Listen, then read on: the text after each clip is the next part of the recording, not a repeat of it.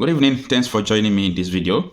Someone sent me this video yesterday and it happened yesterday. For those of you who understand Igbo language, I think you will understand everything they are saying in this video. But for some of you who don't understand it, just take a listen. I am going to explain what that means. Mpamoisa oya gazie mpalekwa no ihe nka ha ji bịa today ihe nka ha gbara baba da men n'iru nekwa ha gba tata 13th December being Friday nye na nka ha gbara ya da men n'iru Chineke ma kwa ha gba so ya nwadi ihe ha ji bịa ka ha bịa gbuo anyị n'ụbọchị tata ma bi igwe wela na ha felo na mebi egbe na akwa egbu anyị na nke a ga-egbu anyị ama na ihe ọbụla bụ ihe nzọkpụ na mmụọ ala Biafra na ihe ewevi out so na ịnwa dị ihe tata ihe nke ha gbara n'ọtụtụ ndị ya gazi mpamosa. Now, this is what the man is saying, that they shot that bomb from the air. Eventually, it did not explode. How many of you remember what happened in Kaduna where so many people were killed? Where they said Nigerian army mistakenly used drone to shoot innocent people. Now, let me tell you what is going on. If these people have succeeded in shooting, maybe throwing a bomb that exploded from their flight, either fighter jet or helicopter, what they are going to record is that the army has successfully carried out a strike against Biafra agitators, against ipob terrorists, against ESN and so on and so forth. I don't know the kind of name they use. You know why I'm saying this? A lot of people still believe the reports that comes from India. Look at, not as if, if you watch the head of that bomb now, if you watch the head of that bomb, just that place that is divided like star, you will see that there is something like fire there. That is a proof that it was shot. Yeah, that is a proof that it was shot. If a bomb have not been shot, that place will not look like where they put inside fire. So the bomb refused to explode. Just imagine, people over there would just die for nothing. What is their crime? They were born and brought up from the geographical area called Nigeria. So the reason why I'm saying this is for you people to understand that time without number, if they make mistake to kill people in the southeast, they tag them terrorists. People who are innocent and no penalty, no compensation. Nobody will tell them you are guilty. And you call this a country? No. Now, this planned genocide that is going on in Nigeria, it's not as if it started today, especially the Igbo land. It's not because it started today. This thing have started a very long time ago. Now, there was a time during Nnamdi Kanu period when he was agitating, when he have not been detained. Do you remember these military officers who came and they were shooting sporadically, they were burning down houses? I do not blame them at all. I blame your leaders. I blame your politicians. And that is why I do tell people that are agitating, don't fold your hands. I understand civil disobedience is part of agitation. You can say you don't want to go and vote, but they are going to impose somebody who will be there, who will come and tell them that no, everything is all right, even though you people kill people, it's all right. Don't allow them to impose people on you. Don't allow them to do that. So even though they do it through Supreme Court, don't let the affliction to rise again. You get why? Look at how the military was, shooting sporadically that period. Nigeria has an Igbo problem. There is a secret memo in government that whenever we want to take charge in this country, be careful of the Igbo. Don't give them position.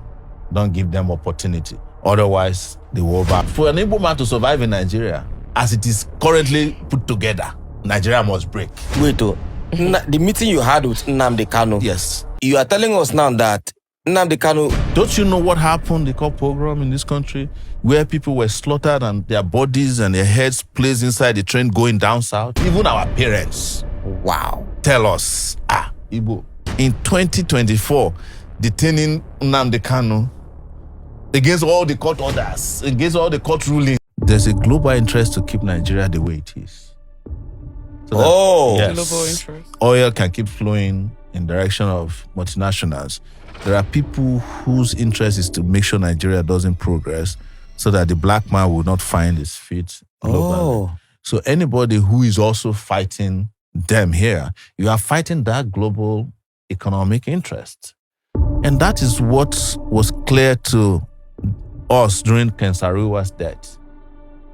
The world could have saved Ken Saro-Wiwa. Even Mandela refused to make the call to Abacha. Or he said he called Abacha, Abacha didn't pick. All of them could have made that call and said, look, if you touch this guy, we are going to give you hell.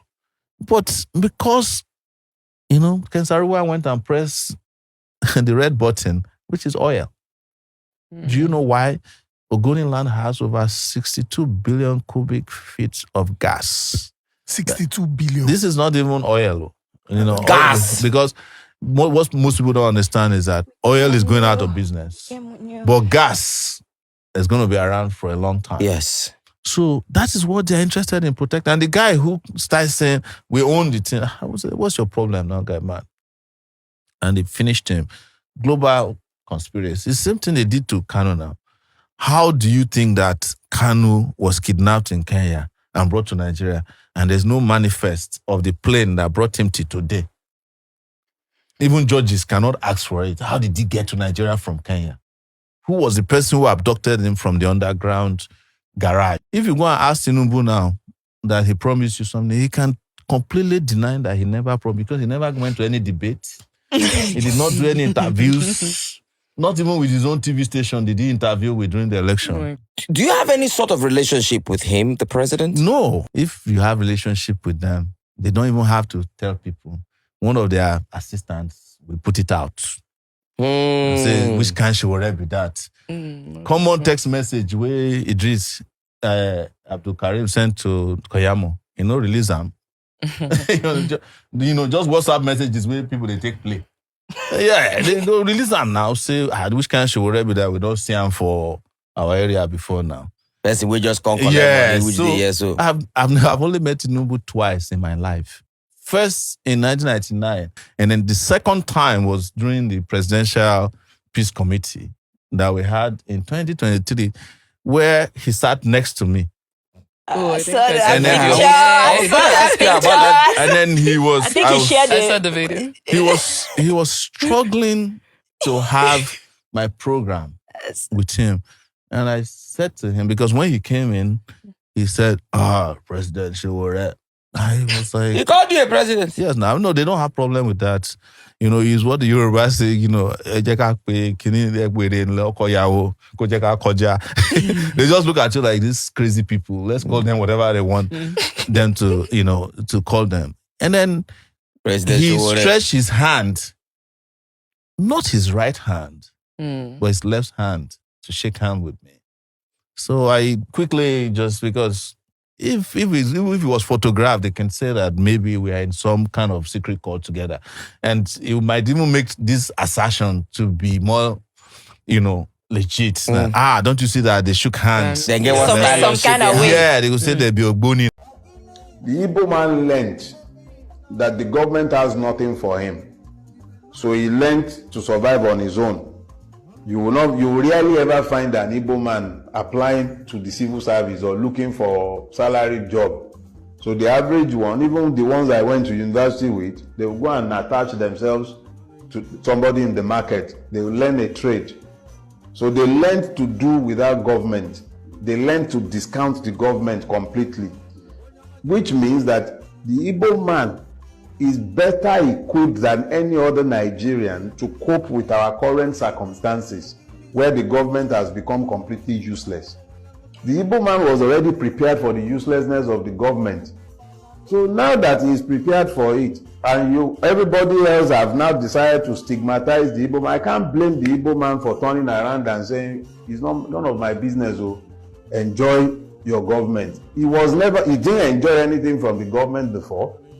So for somebody, and I'm talking about the average Igbo man who is like me and you. I'm not talking about the Ojihus or Kalus of this world or the Okorochas of this world who have always fed on the grievances of Ndi Igbo and made money by appeasement of government and then presuming to speak on behalf of. I'm not speaking to those ones. I'm speaking for the average man on the street who grew up believing that he has no portion in Nigeria, which was what fed the Biafran spirit and the demand for Biafra even 50 years after the Civil War.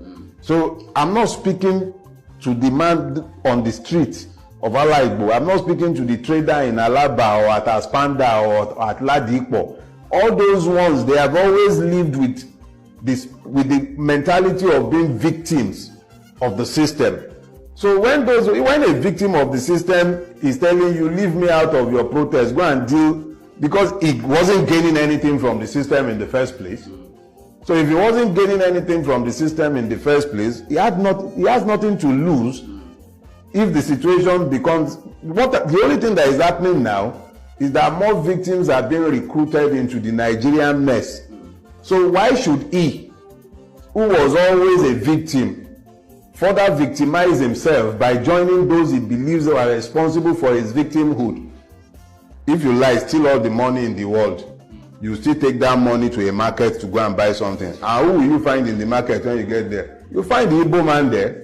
Whether it's food you are buying, whether it's building material, whether it's car, you find the Igbo man is there in the market waiting for you. So he's already in a position of advantage. So why would he disadvantage himself unless you people show him a readiness for change?